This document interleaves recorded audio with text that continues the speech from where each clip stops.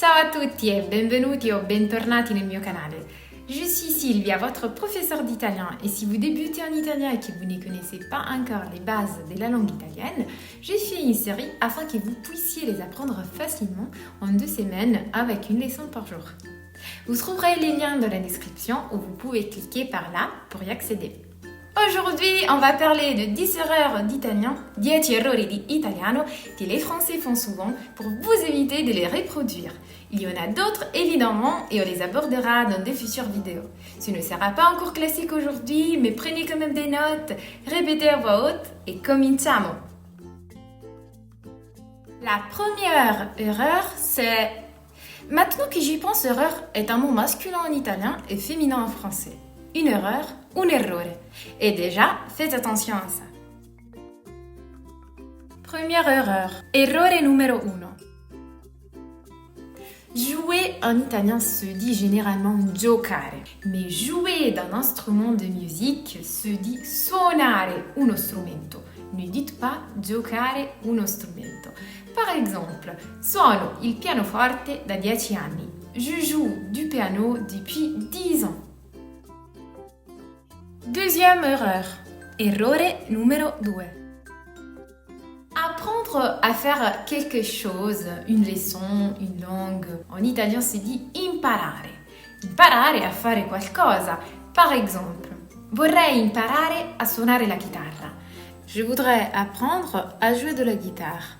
À savoir aussi apprendre par cœur se dit imparare a memoria. Mais faites attention, apprendre quelque chose à quelqu'un, comme synonyme d'enseigner, en italien, on emploie le verbe insegnare. Insegnare qualcosa a qualcuno. Par exemple, insegno la lingua italiana ai miei studenti. J'enseigne la langue italienne à mes élèves. Troisième erreur, errore numero 3.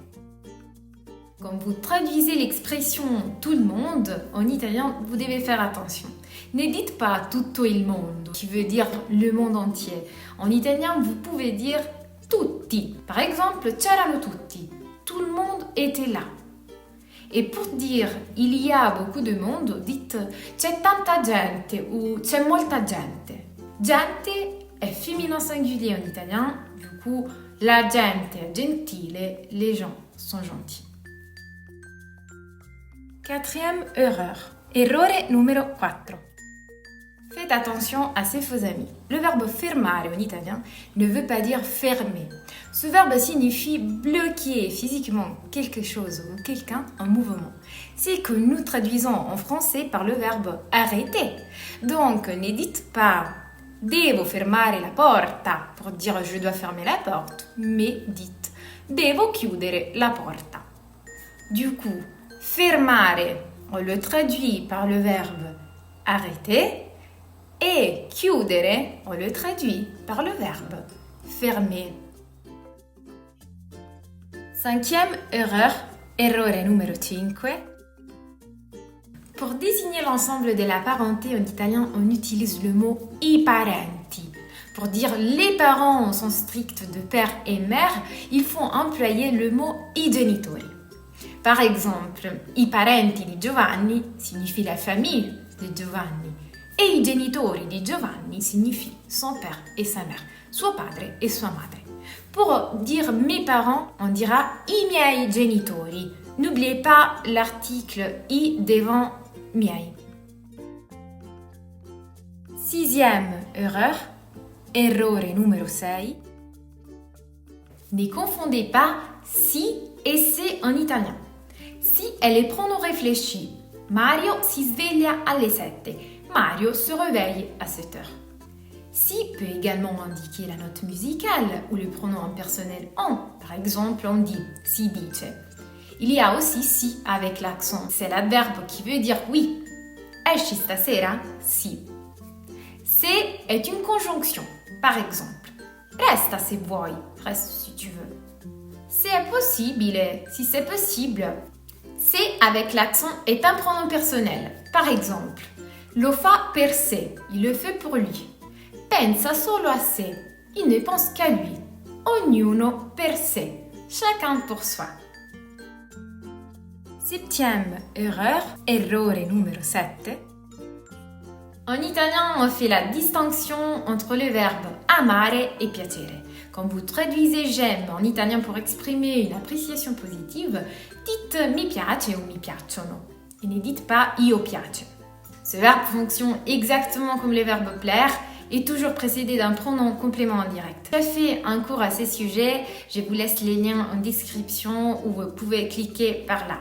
Mi piace suivi d'un verbe à l'infinitif ou d'un nom au singulier, par exemple j'aime la pizza, mi piace la pizza, tu aimes chanter, ti piace cantare, mi piacciono suivi d'un nom au pluriel, j'aime les chats, mi piacciono i gatti. Souvent mes élèves font des erreurs pour traduire je l'aime. Ne dites pas lo piace, mais simplement mi piace. Je les aime, mi piacciono. Et très important, piacere se conjugue avec l'auxiliaire essere. Faites attention à l'accord du participe passé. J'ai aimé le film mi è piaciuto et non pas ho piaciuto il film. Erreur très courante. Vous devez savoir aussi que le verbe amare en italien exprime seulement un sentiment d'amour, d'amitié ou on l'emploie pour exprimer un idéal. Par exemple, amo i miei figli, j'aime mes enfants. Amo la mia patria, j'aime ma patrie. On a aussi volere bene a qualcuno qu'on utilise exclusivement pour exprimer de l'affection à quelqu'un. Par exemple, voglio bene a mio cugino, j'aime mon cousin. Huitième erreur, errore numéro 8. La libreria, la librairie, en italien désigne le magasin où l'on achète les livres, mais aussi le meuble où on les range, qui correspond à la bibliothèque en français. Ne confondez pas avec la bibliothèque en italien, qui désigne seulement l'endroit public où l'on conserve les livres et où l'on va pour les consulter. Par exemple, vado in libreria per comprare un libro. Je vais à la librairie pour acheter un livre. Vado in biblioteca per consultare un libro. Je vais à la bibliothèque pour consulter un livre. Mais si je dis sistemo i miei libri nella libreria, je range mes livres dans la bibliothèque. Neuvième erreur, errore numéro 9. L'adjectif grand se dit de deux façons en italien. Grande en parlant des dimensions de quelque chose. Par exemple, la casa è grande, la maison est grande. Ou lorsqu'on parle de quelqu'un qui s'est distingué par quelque chose d'exceptionnel. Par exemple, un grande filosofo, un grand philosophe. Mais on utilise l'adjectif alto si on se réfère à la hauteur, comme par exemple la taille d'une personne. Par exemple, Giuseppe è alto, misura 1,90 m. Giuseppe est grand, il mesure 1,90 m. Dans ce cas-là, ne dites pas Giuseppe è grande.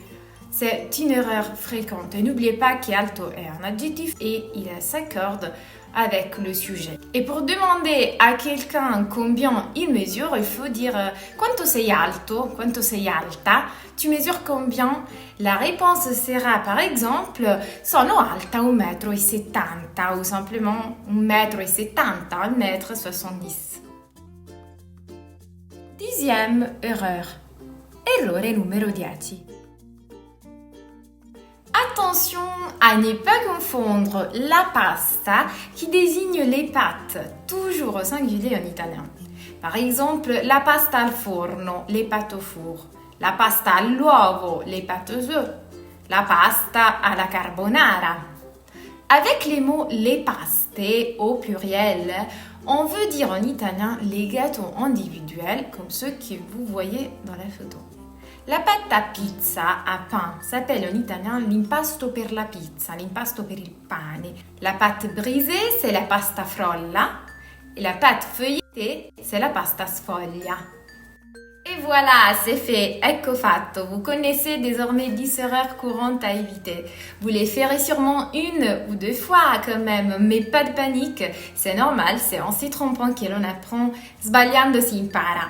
J'espère que cette vidéo vous sera utile pour éviter ces petits pièges et n'oubliez pas de vous abonner à ma chaîne pour rester toujours au courant de mes prochaines vidéos.